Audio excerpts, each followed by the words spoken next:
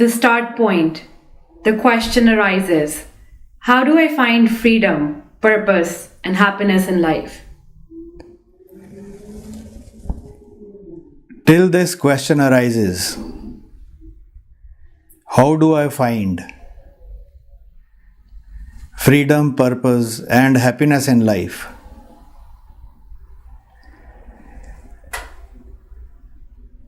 The real process of the self does not begin.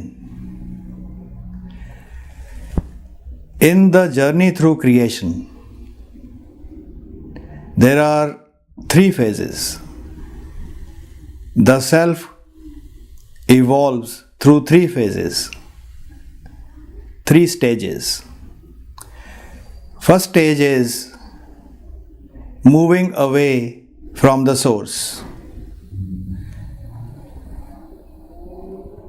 And moving away from the source means the self is facing and moving in the opposite direction. The self in this phase of travel completely forgets about its source, and its reality is mind-centered.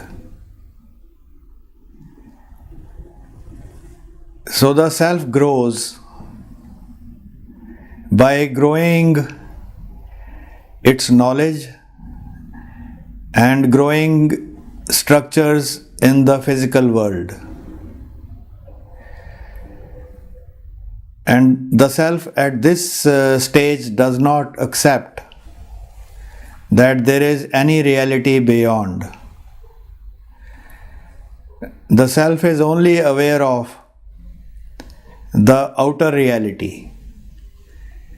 The little bit awareness the self has about what is happening within the mind is when it reacts to the external environment. So for a long time the self grows, gets result, can find purposes in the outer world. It feels meaningful, and the self can create the freedom it needs to live against all the challenges that life poses, or all the dangers that challenge the self. Occasionally, things are more powerful than the self. At such times, the self wants to relate with something in the beyond. God arose from such a need. After a long evolution in this phase,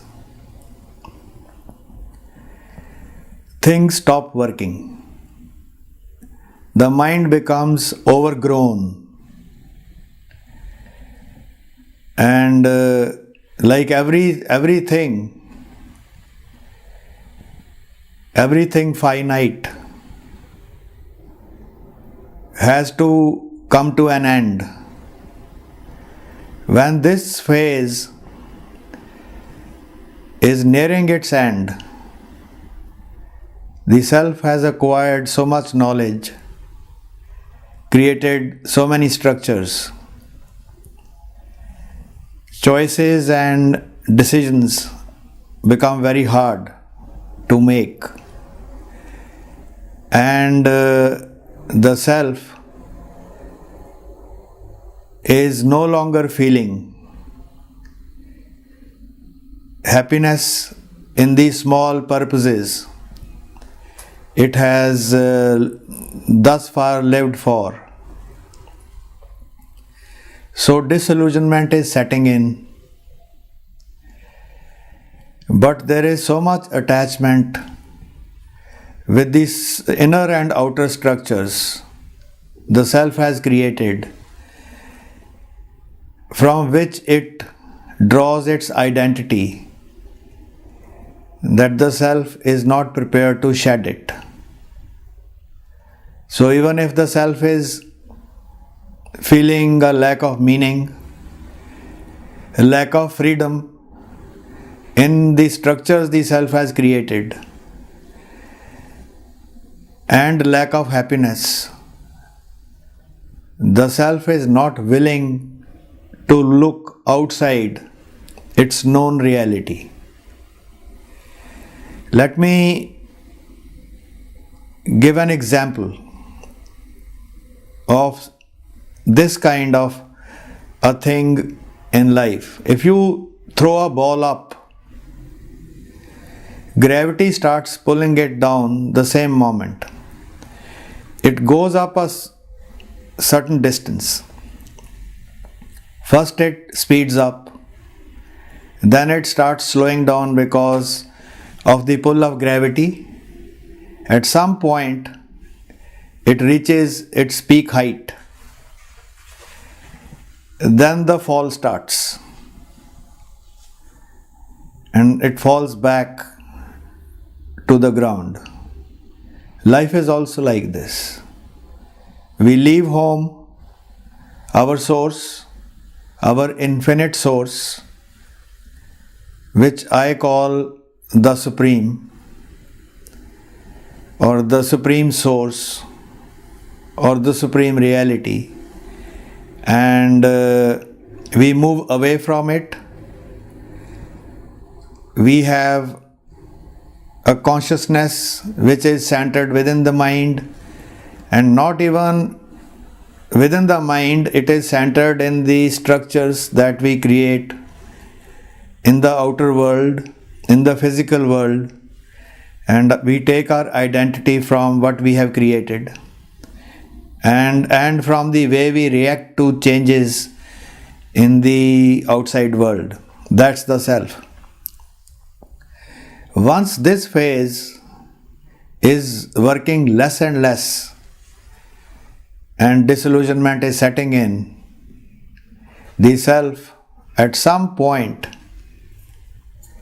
for the first time, accepts the question or poses the question, how do I find meaning in life? How do I find freedom in life? How do I find happiness in life? This I call the start point. Start point of the journey homewards. Start point of awakening to reality. But it does not happen so easily. The self has felt that things are no longer working the same way, but there is a lot of resistance against changing to something different. The self wants to gain knowledge at this stage about what lies beyond the reality the self accepts, but is very reluctant to change.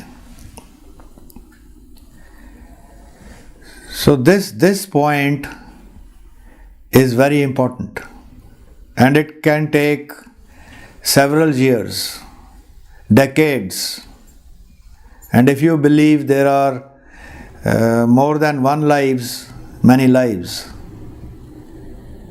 So it's a very flat spot. It's like the ball tossed up, comes to a stop, reverses direction, starts falling.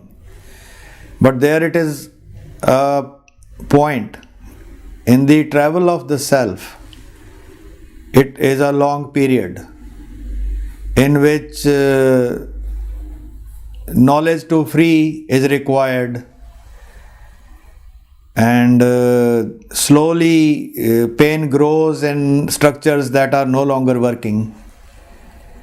So until the self opens up to change and to accepting there is some reality it does not know, nothing will happen.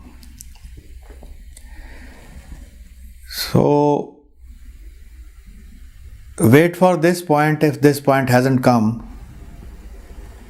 And even if you don't wait, you read a book or someone speaks about reality to you, you will either debate it or you will for some time accept it and then leave it.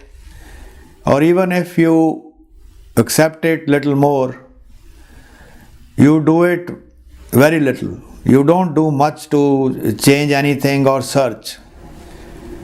So this is where the self lives for a long, long time.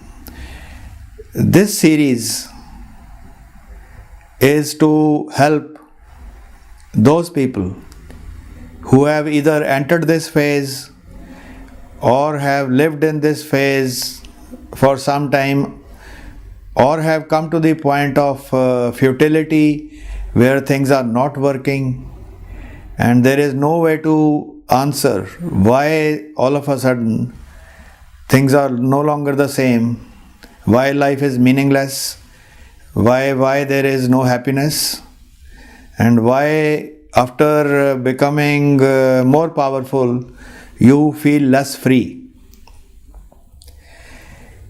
Here, one more thing I want to say, because this is the first video in the series. When you watch these videos, it will help you in your process if you either like it or dislike it. And not liking or disliking or not expressing it after you have watched the video will affect your process. Everything in life is supported by feelings and the choices and decisions we make.